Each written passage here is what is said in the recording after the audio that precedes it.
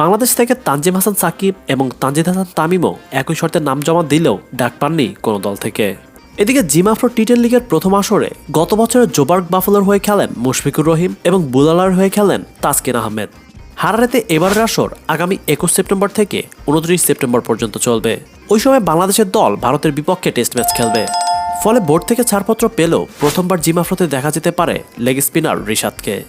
কয়েকদিন আগেই তাকে অস্ট্রেলিয়া বিগ ব্যাশের দল হোবার্ট হ্যারিকেনস ড্রাফট থেকে তাকে দলে টেনেছে। এবার জিম আফ্রো টি-10 লিগেও ড্রাফটের আগে সরাসরি তাকে দলে ভিড়িয়েছে হারারে বলস ফ্রাঞ্চাইজি। এর আগে বিশ্বকাপে দারুণ বোলিংয়ের পরপরই কানাডার গ্লোবাল টি-20তে ডাক পান রিশাদ। যদিও ওই সময় রাজনৈতিক অস্থিরতার কারণে তার আর ওই লিগটিতে খেলা হয়নি। এরপর সম্প্রতি তাকে দলে ভেড়ায় বিগ ব্যাশের দল হোবার্ট। তবে জাতীয় দলের ব্যস্ততা ও একই সময় বিপিএল হওয়ার সম্ভাবনা থাকায় রিশাদের বিগ ব্যাশে খেলার সম্ভাবনা একদমই ক্ষীণ।